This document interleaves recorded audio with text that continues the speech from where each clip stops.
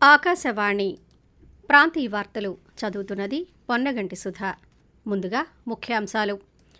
ఆరోగ్య సంరక్షణలో Indian red cross society అందిస్తున్న సేవలు ఎనలేనివని గవర్నర్ ఎస్ అబ్దుల్ నజీర్ కొనియాడారు.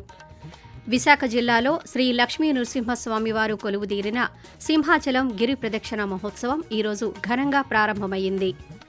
ముఖ్యమంత్రి నారా చంద్రబాబు నాయుడు అధ్యక్షతన ఈరోజు జరిగిన రాష్ట్ర మంత్రివర్గ సమావేశం పలు కీలక నిర్ణయాలకు ఆమోదం తెలిపింది. మామిడి రైతుల సమస్యల పరిష్కారానికి ప్రభుత్వం చర్యలు తీసుకుంటుందని మంత్రి కింజరాపు అచ్చెన్నాయుడు అన్నారు. ఆంధ్రప్రదేశ్ యానాంలో దిగువ ట్రోపో ఆవరణంలో నైరుతి పశ్చిమ గాలులు వీస్తున్నాయని వాతావరణ కేంద్రం తెలిపింది. ఇక వార్తల వివరాలు. రక్తదానం, ప్రథమ చికిత్స, విపత్తు నిర్వహణలో ఇండియన్ రెడ్ క్రాస్ సొసైటీ అందిస్తున్న సేవలు ఎనలేనివని రాష్ట్ర గవర్నర్ ఎస్ అబ్దుల్ నజీర్ అన్నారు. విజయవాడ తుమ్మలపల్లి కళాక్షేత్రంలో ఈరోజు జరిగిన రెడ్ క్రాస్ వార్షిక సర్వసభ్య సమావేశంలో గవర్నర్ పాల్గొన్నారు. ఈ సందర్భంగా ఉత్తమ సేవలందించిన పలు జిల్లాల ఇండియన్ రెడ్ క్రాస్ సొసైటీలకు అవార్డులను ఆయన ప్రదానం చేశారు. అనంతరం గవర్నర్ మాట్లాడుతూ, ఇటీవల గోదావరి, కృష్ణానదుల వరదల సమయంలో బాధితులకు సేవలు అందించడంలో, వనరులను సమీకరించడంలో రెడ్ క్రాస్ వాలంటీర్లు చేసిన కృషి అభినందనీయమన్నారు. తలసేమియా రక్త మార్పిడి కేంద్రాల వంటి కార్యక్రమాలను రెడ్ క్రాస్ బ్లడ్ బ్యాంకులతో పాటు విస్తరించాలని గవర్నర్ ఆకాంక్షించారు. రాష్ట్ర వ్యాప్తంగా తలసేమియా, సికిల్ సెల్ ఎనీమియాతో బాధపడుతున్న పేద పిల్లలకు ఆరోగ్య సేవలు మరింత అందుబాటులోకి రావాలని గవర్నర్ పేర్కొంటూ, the poor and the downtrodden in providing humanitarian services to the needy people and undertaking various activities in the areas of blood donation, first aid training, disaster management and special health camps for the tribals. I also appreciate the efforts made by our Red Cross volunteers in providing relief to the flood victims in the recent instances of floods to Godavari and Krishna rivers. We must make it our endeavor to take the Red Cross movement to every panchayat and village and strengthen the movement at grassroots level and rise up to the occasion to provide humanitarian services in uncovered areas whenever the need arises. ముఖ్యమంత్రి నారా చంద్రబాబు నాయుడు అధ్యక్షతన ఈరోజు జరిగిన రాష్ట్ర మంత్రివర్గ సమావేశం పలు కీలక నిర్ణయాలకు ఆమోదం తెలిపింది.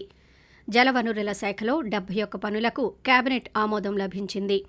రాష్ట్రంలో విమానాశ్రయాల అభివృద్ధికి మంత్రిమండలి ఆమోదం తెలిపింది.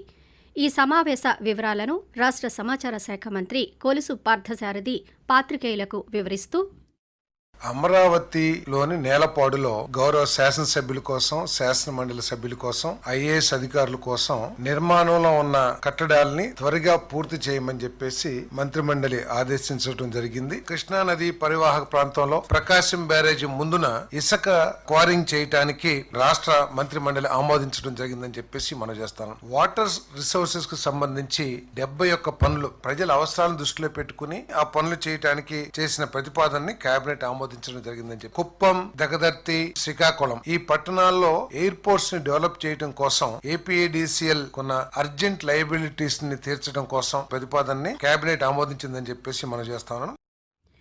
విశాఖ జిల్లాలో శ్రీ లక్ష్మీ నృసింహస్వామివారు కొలువుదీరిన సింహాచలం గిరి ప్రదక్షిణ మహోత్సవం ఈరోజు ఘనంగా ప్రారంభమైంది.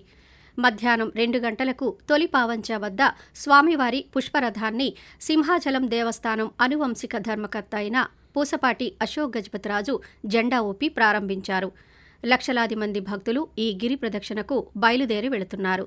తొలి పావంచ నుంచి అడవివరం, హనుమంతవాక, విశాలాక్షినగర్, ఎంవీపీ, సీతమ్మధార, కంచరపాలెం, గోపాలపట్నం సహా పలు ప్రాంతాల మీదుగా సుమారు 32 కిలోమీటర్ల మేర గిరి ప్రదక్షిణ జరుగుతుంది. భక్తుల సౌకర్యార్థం కొండ చుట్టూ అధికారులు అన్ని ఏర్పాట్లు చేశారు. ఈ సంవత్సరం సుమారుగా 10 లక్షల మంది భక్తులు పాల్గొంటారని అధికారులు అంచనా వేస్తున్నారు.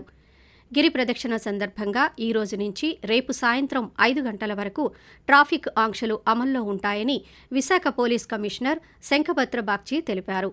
ఈ కార్యక్రమంలో విశాఖ పార్లమెంటు సభ్యులు శ్రీభరత్, శాసనసభ్యులు గంటా శ్రీనివాసరావు, గణబాబు తదితరులు పాల్గొన్నారు.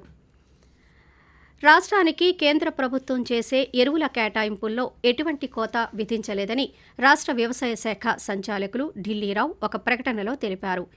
ఈ ఖరీఫ్ సీజన్కు 16.76 లక్షల మెట్రిక్ టన్నుల ఎరువులు కేటాయించగా జూన్ నెలాఖరు నాటికి 5.64 లక్షల మెట్రిక్ టన్నులు రాష్ట్రానికి వచ్చాయని తెలిపారు. వీటిని ప్రైవేటు, సహకార సంస్థల ద్వారా రైతులకు అందిస్తున్నామని వెల్లడించారు. పెరుగుతున్న జనాభా ఆహార అవసరాలను తీర్చే విధంగా ఆహార ధాన్యాలను ఉత్పత్తి చేసే ఉద్దేశంతో అధిక దిగుబడి ఇచ్చే వంగడాలను అభివృద్ధి చేస్తున్నామన్నారు. ఆకాశవాణి ప్రాంతీయ వార్తలు వింటున్నారు.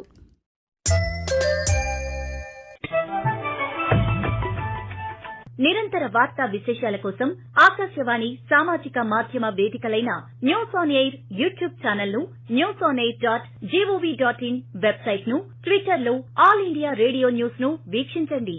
తెలుగు ప్రాంతీయ వార్తా విశేషాల కోసం ఆకాశవాణి న్యూస్ విజయవాడ మరియు Akashvani news Visakhapatnam YouTube channels ను వీక్షించండి.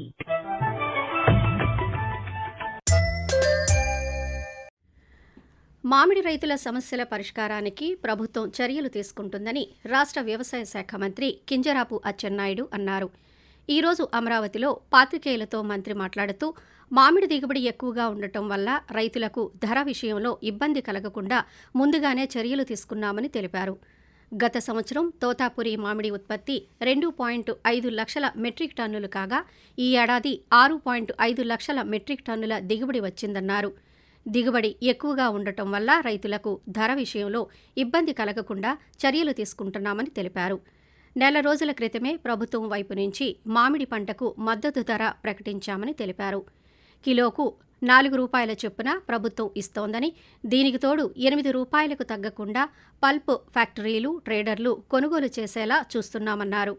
మొత్తంగా మామిడి రైతులకు కనీసం కిలోకు 12 రూపాయలు వచ్చేలా చర్యలు చేపట్టామని మంత్రి వివరిస్తూ, తోతాపూరి మామిడి మీద ఎంత ధరిస్తే రైతుకి నష్టం జరగకూడదు, ఇబ్బంది కలగకూడదని కేజీ ధర 12 రూపాయలని నిర్ణయం చేశాం. ఫ్యాక్టరీ వాళ్ళకి కొనమంటే ఎట్టి పరిస్థితిలో 8 రూపాయలకి మీరు మామిడి కొనవాలి, 4 రూపాయలు కేజీకి ప్రభుత్వం తరపున సహాయం చేస్తామని చెప్పి సిస్టమేటిక్ గా మార్కెట్ యార్డులు తెరిచాం. మనం ఇచ్చిన ప్రతి పైసా నేరుగా రైతుకే వెళ్లాలని చెప్పి ఈ 50-60 రోజుల నుంచి పర్చేస్ చేసిన విషయం ఒక్కసారి గుర్తు చేస్తున్నారు.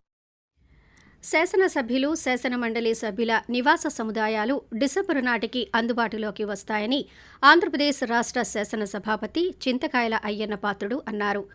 అమరావతిలో నిర్మాణంలో ఉన్న ఎమ్మెల్యే, ఎమ్మెల్సీ నివాస సముదాయాలను ఆయన ఈరోజు పరిశీలించారు.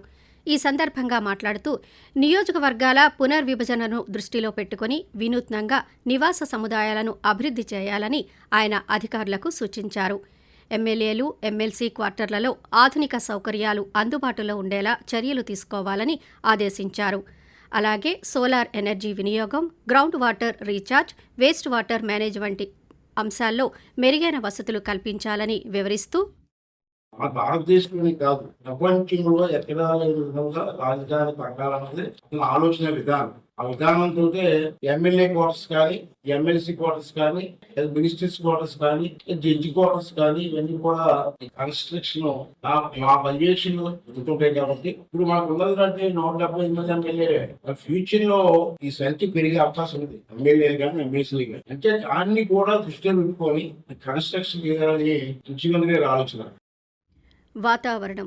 గంగా పరివాహక పశ్చిమ బెంగాల్, దాని పరిసర ప్రాంతాల్లో ఉపరితల ఆవర్తనం ఏర్పడిందని అమరావతిలోని భారత వాతావరణ కేంద్రం తెలిపింది. ఝార్ఖండ్, ఒడిశా, దక్షిణ ఛత్తీస్గఢ్ ప్రాంతాల మీదుగా ద్రోణి విస్తరించి ఉందని, అలాగే ఆంధ్రప్రదేశ్ యానాంలో దిగువ ట్రోపో ఆవరణంలో నైరుతి, పశ్చిమ గాలులు వీస్తున్నాయని పేర్కొంది. వీటి ప్రభావంతో రాష్ట్రంలో రాగల 24 గంటల్లో తేలికపాటి నుంచి ఒక మోస్తరు వర్షాలు లేదా ఉరుములతో కూడిన జల్లులు కొన్ని చోట్ల కురిసే అవకాశముందని తెలిపింది. ఆకాశవాణి ప్రాంతీయ వార్తలు ముగించే ముందు ముఖ్యాంశాలు మరోసారి. ఆరోగ్య సంరక్షణలో ఇండియన్ రెడ్ క్రాస్ సొసైటీ అందిస్తున్న సేవలు ఎనలేనివని గవర్నర్ ఎస్ అబ్దుల్ నజీర్ కొనియాడారు.